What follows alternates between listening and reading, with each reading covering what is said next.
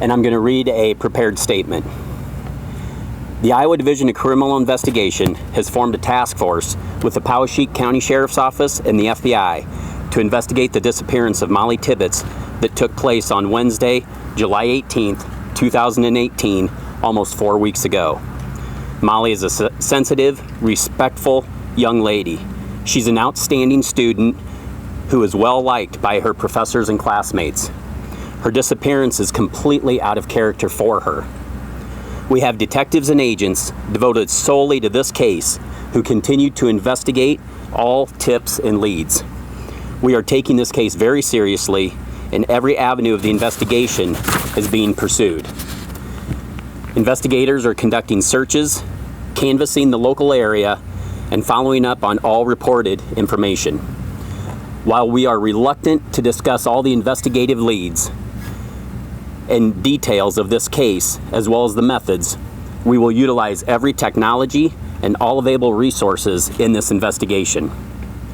The response from our community has been overwhelmingly positive as we continue our attempts to locate Mollie. Understandably, this is a stressful time for the community and for those who love her.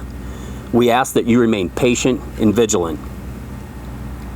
Once again, we would like to thank all who have bravely come forward to provide information to date.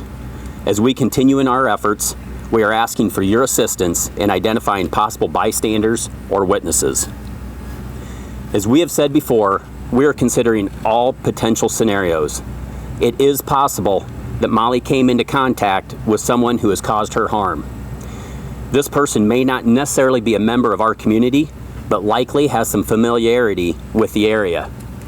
While residents may have developed their own opinions as to what happened to Mollie, we are asking everyone to reflect back on the days prior to her disappearance in hopes of recalling details about any persons or vehicles in the area. Individuals who commit violent crimes often display behavior that is recognized by those with whom they live, work, attend school, or are in otherwise close relationships with. Often, there are individuals who are unknowingly associated with the offender of a crime and may be in a position to observe behavioral changes in that person. They will recognize the change and may even question them about it, but will not relate the change to that person's involvement in a crime. Please contact us if you have noticed one or more of the following changes in a person with whom you are associated since Wednesday, July 18th. Change in normal routine, which might include missing school, work, or routine engagements without plausible explanation. A vehicle unexpectedly taken to a repair shop or sold or disposed of. Unexpected or intensive cleaning of a vehicle, possibly at an unusual time of day or night. Unexplained lack of contact or inability to get in touch with someone you knew the evening of July 18th into the morning of July 19th. Altering physical appearance, growth or removal of facial hair, change in cut or color of their hair. Displays of anxiety, nervousness, stress, or irritability. Unexplained injuries. Changes in consumption of alcohol, drugs, cigarettes. Changes in sleep patterns.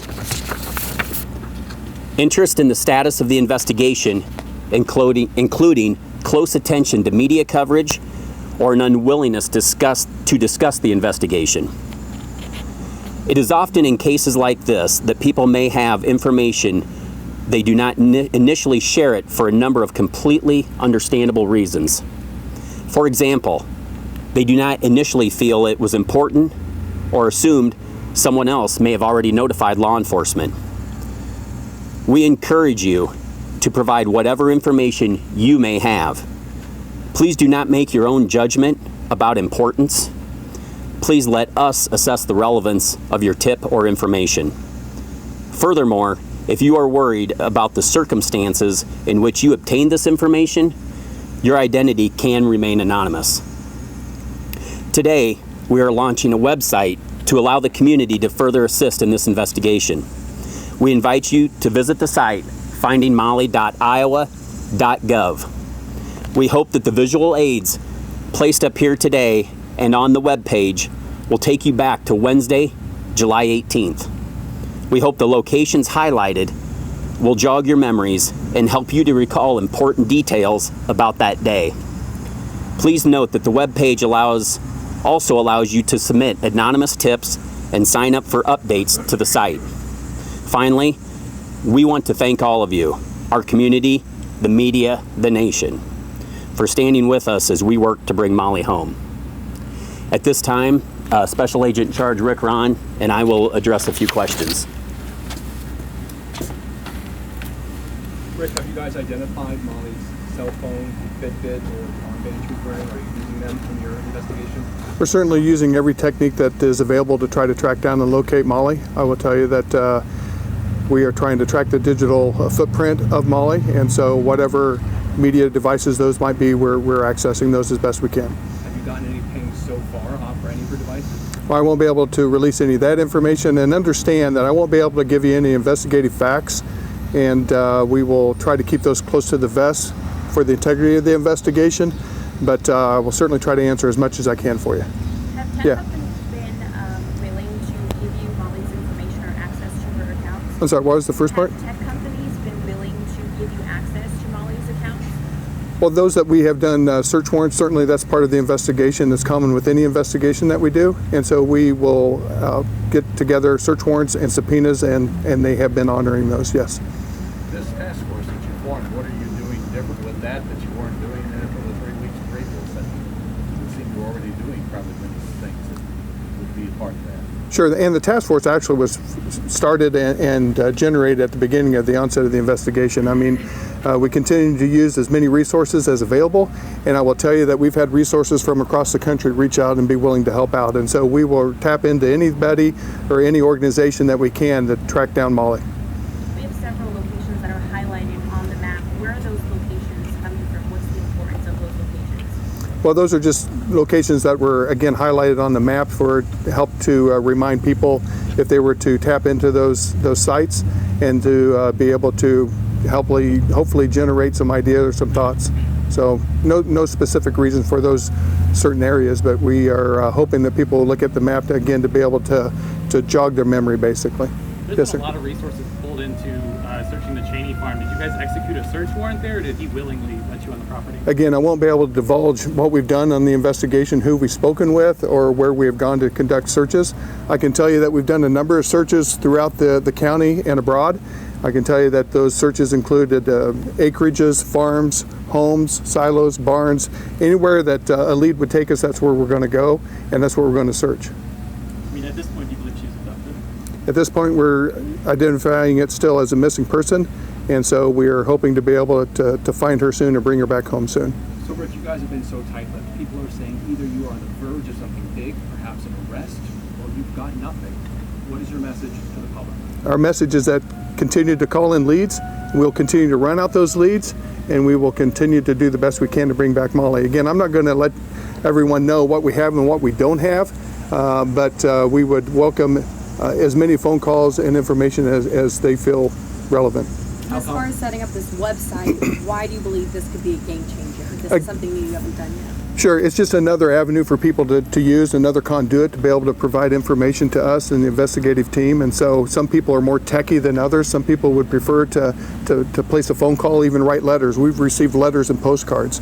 And so this is just one more avenue for people to take, especially in this digital world that we live in. I think some of the features, just going through them really quick, what can somebody find if they go to this? Again, we have this map that's interactive that they can pull up and take a look at the map. There's also a link for the tips that they can provide an anonymous tip if they so choose, as well as even, I think, maybe some telephone numbers. And so again, it's just another conduit for the general public to be able to use to provide us information that will allow us to be able to vet that information. And again, I would emphasize that no matter how minute or minor they might think that information might be, it's important that they provide it to us and allow us to do the vetting process of that.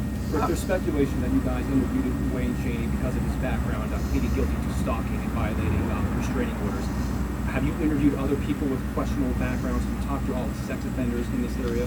Again, I'm not going to mention who we've spoken with. I mean, you guys can come up to that conclusion if you want to, but I'm not going to release any names or any of the information on the investigation itself. I won't do that. Is there a chance she's with someone she knows and maybe there was some sort of misunderstanding?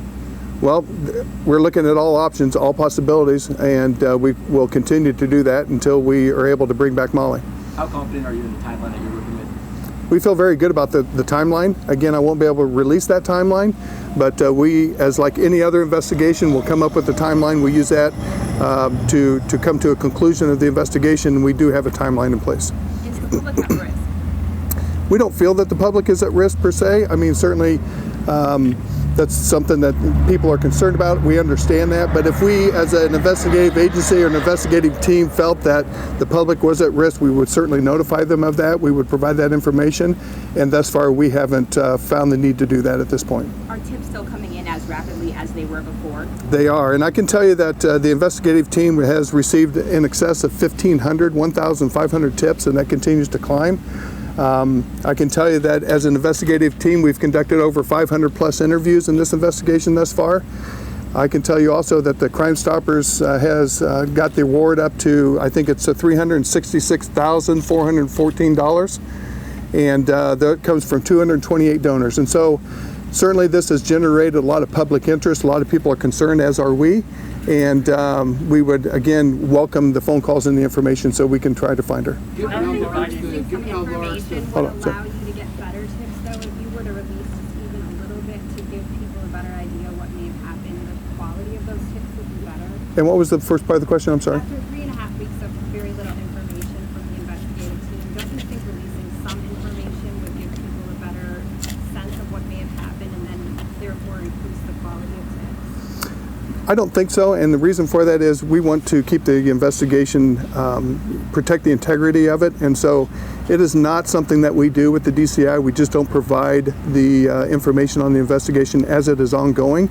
And so, again, that's why we emphasize the importance that if they think they know something, certainly provide it to us, and then we'll vet that out, as I mentioned to you before. How are you dividing resources? Reward being offered here. Yes, sir.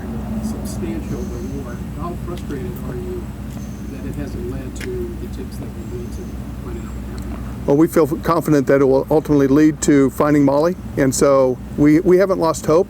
We continue to strive to bring her back home safely, and so we are not frustrated. We just are diligent and will continue to do so.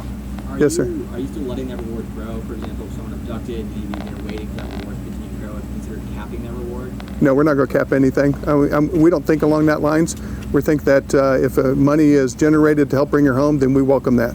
Rick, can you briefly speak on the history of any human trafficking in this area, getting on and off 80, or any other random abductions in this region in the past? I don't have any specifics for it, but I can tell you that that's something that we are looking into and keeping an open mind on. And I know that trafficking is something that is discussed on a regular basis, but I don't have any stats for you. I wouldn't be able to provide that. And you said from the start, Rick, that you guys are confident with the timeline. So that makes people say, well, you feel like you know where she was. So what's the gray area? What is it that you're missing if you're so confident with the timeline? Well, we can certainly provide it or have a timeline, and that's what we use as part of our investigation. So I don't quite know what you're asking, but we feel confident of the timeline itself. So does Yes. that mean you guys were able to trace her steps? You feel like you know where she was that day? Is that a part of the timeline? We feel that's certainly something that we look into. I mean, we, as an investigative team, we will take a look from the early morning hours of that particular day on July 18th up to the evening hours. I mean, we try to get as much information and as much as we can when it comes to these types of investigations. Has the DCI in Iowa ever had a case like Mollie's before? Have you ever dealt with something similar? Well, sadly, we have. I mean, we have had missing people before, and so it's something that we deal with, and sadly, we'll have to probably deal with in the future. Hope not, but it's a possibility. But certainly, we have done these investigations before. And again, I want to emphasize that it's a joint investigation, jointly with the Powder County Sheriff's Office, the FBI, and as I mentioned to you earlier, a number of agencies from across the country have actually reached out and willing to assist and help, which we would greatly appreciate. How are you dividing resources between the new website and your current tip line? Are we adding more personnel, or is personnel kind of being reassigned? No, whatever personnel it takes to run out the leads, that's what we're going to use. And so that's what we will continue to do as the investigation continues. When would it kind of lessen the amount of agents that we have working on this case? When would that kind of decrease, and how much money are we spending working on this case to find Mollie and bring her home? Well, the money, I don't know. I don't track that. My job is to investigate crime, and so the money's not an issue. We don't care about that. Our issue is trying to track down Mollie. How is morale among your investigators? How are you keeping folks going? Oh, our morale is good. I mean, we feel confident, and quite honestly, I appreciate the question, but it's really not about us. It's all about trying to find Mollie, and again, we'll do everything we can to find her. Any other questions? Can you say how many agents or detectives are working at this point? I don't have a number for you right now. I know that I have a number of people out there right now running out leads as we speak, and so it's ongoing and continues to require a lot of manpower, and we will continue to dedicate that manpower for bringing Mollie home. When would you lessen that manpower? What would have to happen? I don't foresee lessening any manpower at this point in time. We're going to continue to drive forward and whatever it takes. And so certainly there are other things that pop up and require our attention, but that just means we bring other people in and do whatever it takes. Okay? Again, I would emphasize, if you could, to the public to tap into findingmollie.iowa.gov. If you could push that out, that'd be great. We'd appreciate it, and we thank you for your time. Thanks.